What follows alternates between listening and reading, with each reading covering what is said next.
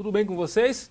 Então, vamos lá fazer os comentários. A prova do DEPEN deste domingo, dia 28. Tá? Aqui com vocês o professor Aristócrates. Inicialmente, as minhas primeiras impressões sobre a prova.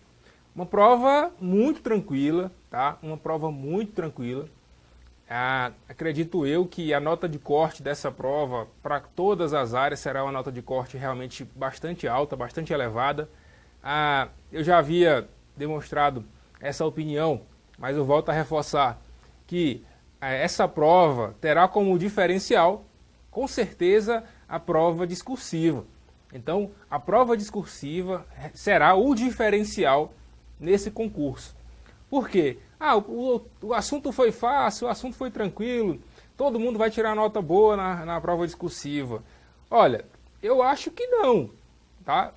A redação, a prova discursiva, ela é uma prova que exige certas habilidades, tá? Certos conhecimentos técnicos.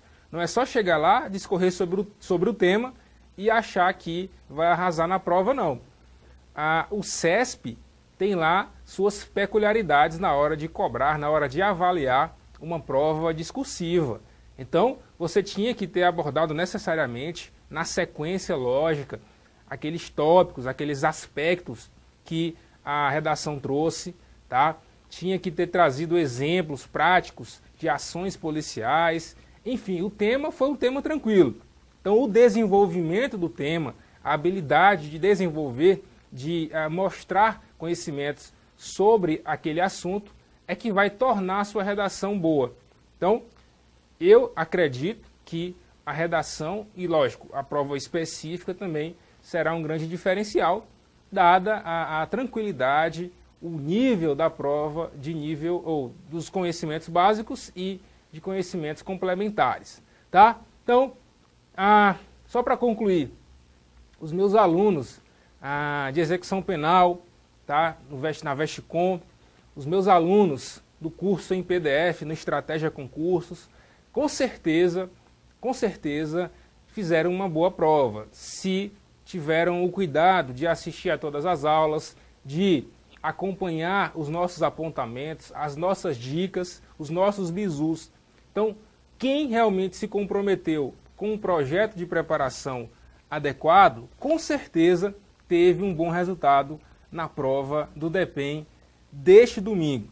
Então, nossos amigos, inclusive, já mandaram lá os agradecimentos. Enfim, não tem que agradecer nada, tá? A gente só fez o que é nossa obrigação, que é proporcionar para vocês a melhor preparação possível, tá? Mostrar para vocês como que a banca cobra o assunto, sem enrolar, sem brincar, tá? Sempre com objetividade, com base nas questões anteriores, com base no histórico, a gente chegar a uma conclusão, a um parâmetro de cobrança.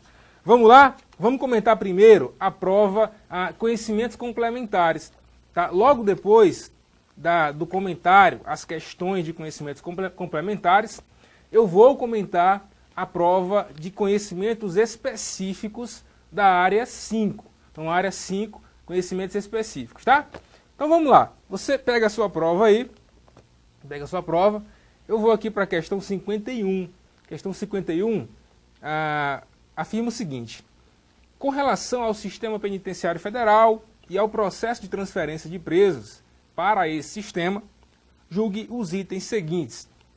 Aí a primeira vai afirmar assim: os estabelecimentos penais federais de segurança máxima destinam-se aos condenados por sentença já transitada em julgado, o que exclui os presos provisórios.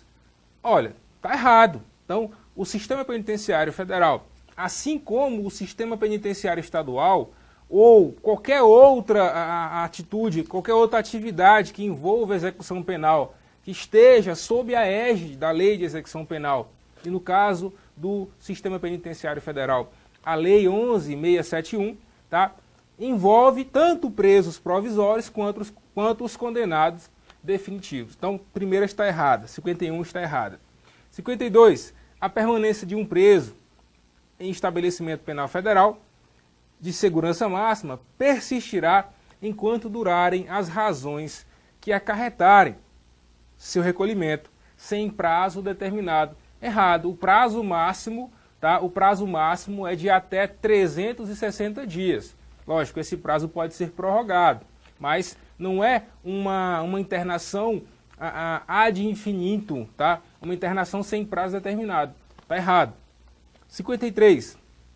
A transferência de um preso para um estabelecimento penal federal de segurança máxima pode ser requerida pela autoridade administrativa, pelo próprio preso ou pelo Ministério Público. Então, os legitimados para requerer a transferência de um preso para um estabelecimento penal federal, lembra, a autoridade administrativa, secretário de Segurança Pública, tá, o governador, enfim, o Ministério Público e o próprio preso. Então isso está correto, pode marcar verdadeiro. 54.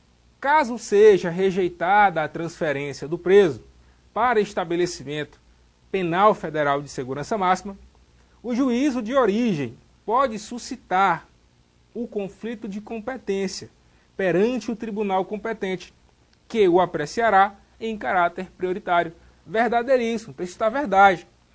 Quem assistiu às nossas aulas, a nossa última aula, a nossa aula de revisão geral para a prova do DEPEN no Vesticom, teve essas primeiras 4 questões aí na mão, de mão beijada. A gente comentou todas essas questões aqui, todas, absolutamente todas. Então, quem assistiu às aulas, com certeza acertou todas, e fico muito feliz por isso. Vamos lá, próxima questão, 55. Julgue os itens subsequentes com relação às disposições da LEP.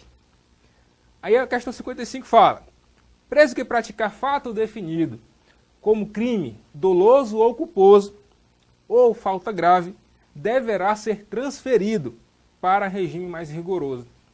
Olha só, a lei só fala em crime doloso, pessoal. E eu já falei isso. Se cair na prova crime culposo, você levanta a orelha. Está errado. Apenas admite o crime doloso, quando há intenção de lesionar, enfim, de matar, de praticar aquela falta grave, aquele fato definido como crime doloso. Tá? Então essa questão está errada. 56. Caso um preso pratique uma falta disciplinar, poderá a autoridade administrativa decretar o isolamento preventivo desse preso. Verdade. Até aí tudo bem. Bem como determinar a sua inclusão no regime disciplinar diferenciado, no interesse da disciplina e da averiguação do fato. Então, muito cuidado. O erro dessa questão está em afirmar que cabe à autoridade administrativa decretar, tá, determinar a inclusão desse preso no RDD. Esse procedimento realmente é correto. Agora, não cabe à autoridade administrativa determinar isso, não. Quem vai determinar isso é o juiz. Então, é realmente possível esse procedimento de isolamento preventivo e também inclusão no RDD. O que não é possível é a autoridade administrativa decretar isso aqui, tá? Então está errado. Lembra, esse prazo de isolamento é de até 10 dias, tá? 57. O preso primário e o reincidente cumprirão pena na mesma sessão, pois a LEP só determina que haverá cumprimento de pena separadamente para o preso provisório e o condenado por sentença transitada em julgado. Olha só, está errado. Por que está errado? Preso provisório não pode ficar junto com o preso condenado, tá? Isso é expresso na LEP, isso está errado. É impossível, não é possível isso acontecer, tá? Então, princípio da individualização da pena, tá? Então, isso está errado. Vamos lá. 58. Conforme disposição expressa na LEP, o preso condenado à pena privativa de liberdade em regime semiaberto não poderá cumprir a reprimenda, não poderá cumprir a reprimenda em casa de albergado. E aí, pessoal? Lembra, regime semiaberto, colônia agrícola ou local apropriado ou local congênere, tá? E em regime aberto, casa de albergado. Então, indivíduo que está cumprindo pena em regime semiaberto não poderá participar, não poderá ser incluído em casa de albergado, já que casa de albergado é destinada aos condenados em regime aberto, tá? Isso está verdadeiro, tá? Não poderá. 5.9, vamos lá. O condenado que for acometido por doença mental durante o cumprimento da pena deverá ser internado em hospital de custódia e tratamento psiquiátrico. E aí, pessoal, verdade, verdade. O condenado que durante a execução penal for acometido por uma doença mental grave, tá, deverá ser internado em um hospital de custódia. É possível que essa doença mental seja irreversível. Nesse momento, o juiz vai transformar, vai convolar a pena em medida de segurança, tá? Lógico, se esse indivíduo se curar da doença mental, ele volta para o cárcere, beleza? Então isso aí está verdade. Questão 60. A determinação do regime de cumprimento de condenado por mais de um crime em processos distintos deve ser feita pelo resultado da soma ou unificação das penas observadas, quando for o caso, a detração ou remissão. Tranquilo, verdadeiríssimo. Então, o juiz deve observar isso. Quando o indivíduo for condenado por mais de 2 processos distintos, ele deve observar a soma e unificação das penas, tá? Ou unificação das penas. Por exemplo, se o indivíduo é condenado a mais de 30 anos, tá?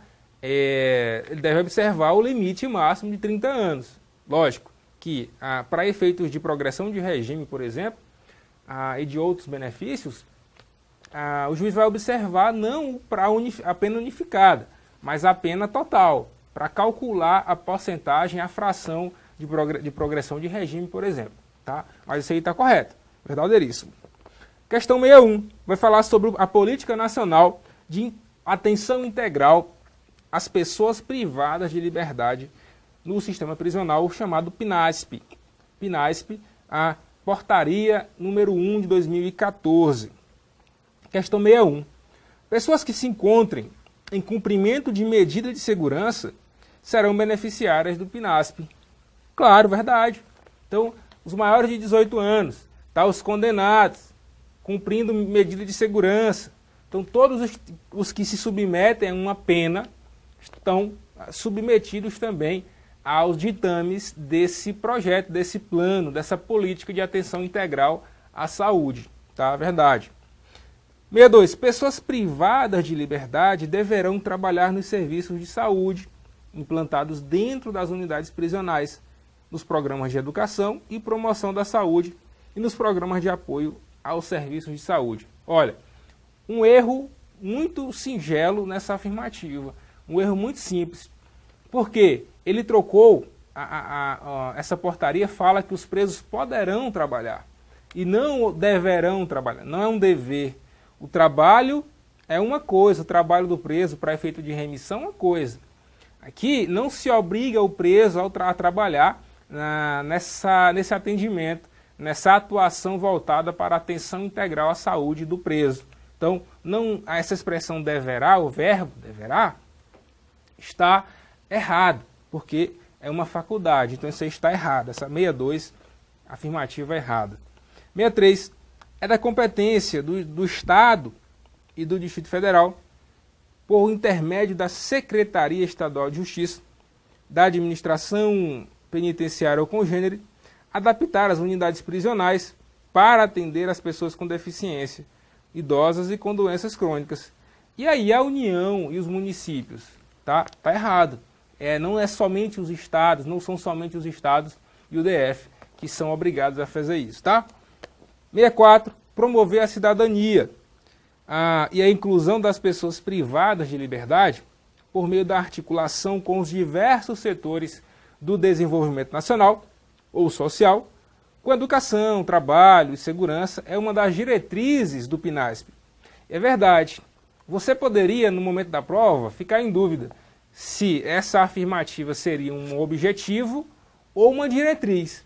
Mas, na dúvida, eu marcaria certo. Tá? É objetivo? É diretriz? É diretriz. Está correto. É uma diretriz da Política Nacional de Atenção Integral ao Preso. Tá? Então, é verdade. Agora, sobre o Plano Estratégico de Educação, o PESP, né? O PESP, Decreto 7626 de 2011. 65, questão 65. O PESP engloba a educação fundamental obrigatória para presos e egressos, a educação profissional, tecnológica, cívica e artística e a educação de nível superior. Galera, não se inclui nesse programa essa educação cívica e artística não. Tá? Isso já passou, já foi no tempo que o Estado fornecia a chamada educação cívica. Né? Na época da ditadura militar, havia uma disciplina obrigatória, tá, nos currículos, nos parâmetros curriculares nacionais. Tá? Não se aplica essa educação cívica, artística aí, tá, no caso do PESP. Tá bom? Então vamos lá. Isso aí está errado. A 67. A vinculação dos estados a coordenação e a execução do PESP cabem aos Ministérios da Justiça, da Educação, do Trabalho e do Desenvolvimento Social, que devem trabalhar em colaboração. Verdade, isso é verdade, tá? Tranquilo. Então vamos lá. Questão 68. O DEPEN deve prestar apoio técnico, financeiro, logístico e de pessoal aos órgãos estaduais de administração prisional, com ênfase nas áreas de educação, capacitação profissional, de servidores, trabalho, saúde, alimentação e engenharia. Galera, essa questão está aparentemente correta. O grande problema dela foi ter incluído dentro desse apoio fornecido pelo DEPEN, que realmente o DEPEN tem essa atribuição de fornecer apoio logístico, técnico, enfim, foi ter incluído a história da alimentação. Tá? A lei, em momento nenhum, tá, fala em alimentação, fala de o DEPEN atuar ou fornecer alimentação. Tá? O DEPEN não tem essa atribuição. Ele vai oferecer, sim, trabalho, capacitação para servidores, tá? Apoio logístico, técnico, saúde, trabalho e engenharia. Ele não fala em alimentação. Então essa questão aparentemente está errada, porque em nenhum momento se fala em alimentação, tá?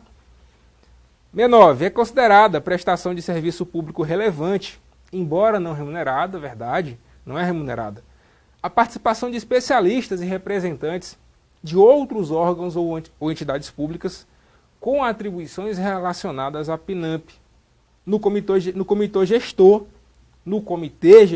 da PNAMP, composto, entre outros, tá, por representantes do DEPEN e pela Secretaria de Políticas Públicas para as Mulheres da Presidência. Verdade, o comitê gestor dessa política será dirigido pelo DEPEN. Tá? O DEPEN tem a atribuição de coordenar esse comitê gestor, beleza? Então, com o apoio, lógico, da Secretaria de Políticas Públicas para a Mulher. Isso é verdade. Tranquilo? Estamos falando aqui de uma política nacional de atenção à mulher. Então, o DEPEN exerce essa direção e a política também é trabalhada pela, como é que chama? Ele chamou aqui de Secretaria de Assistência à Mulher. Beleza? Então, verdade. Verdadíssimo. Verdadeiro. Outra questão. Questão 70. Vai falar sobre o Conselho Nacional de Política Criminal. Questão 70, tá? E ao tratar da saúde mental, né? Da saúde das pessoas privadas de liberdade. Vamos lá. As ações de saúde mental deverão considerar as necessidades da população privada de liberdade para a prevenção e tratamento de agravos psicossociais. Verdade, até aí tudo bem. Desde que diretamente decorrentes do confinamento. Então, ele afirmou aqui na questão que essa atenção às pessoas privadas de liberdade acometidas de doença mental deverá se limitar àqueles agravos decorrentes do confinamento. Ou seja, se o indivíduo entrou no sistema penitenciário já acometido de uma doença mental, se essa doença mental não decorrer do confinamento, não será fornecido a esse indivíduo a atenção à saúde. Isso está errado, tá? Seja anterior ou posterior ao confinamento, o Estado tem o dever de prestar esse apoio, tá? Questão 7.1. Ao chegar a uma unidade prisional, a pessoa privada de liberdade, seja em caráter provisório, tá? Seja em caráter definitivo, deverá ser submetida a exames físicos complementares, tá? Cujos resultados deverão ser registrados em prontuário. Isso é verdade, tranquilo, verdade. Os agentes penitenciários estão excluídos das ações de prevenção de doenças, tá? E de promoção da saúde estabelecidas pela resolução pertinente do CNPCP, pois essas ações são desenvolvidas com base nas características e necessidades das pessoas privadas de liberdade. Pelo contrário, há sim uma previsão específica de que os agentes penitenciários terão formação, tá, específica para que tenham conhecimento de práticas adequadas ao tratamento dessas pessoas, tenham conhecimento sobre as políticas de atenção à mulher, tenham um treinamento adequado para lidar com essa peculiaridade. Realmente é uma peculiaridade. A mulher em situação de restrição de liberdade merece um tratamento diferenciado. Então, essa política foi feita exatamente para atuar, para preservar a dignidade da mulher. Então, isso aí é falso, porque os agentes penitenciários estão sim incluídos nesse processo, tá? Vamos lá. 7.4. Os representantes religiosos, além de ser vedada a prática de revista íntima, deve ser assegurado ingresso a todos os espaços do estabelecimento penal e que permaneçam as pessoas presas. Isso aí está verdade, tá? A assistência religiosa, tá? Os representantes religiosos não serão submetidos à revista íntima. Um absurdo.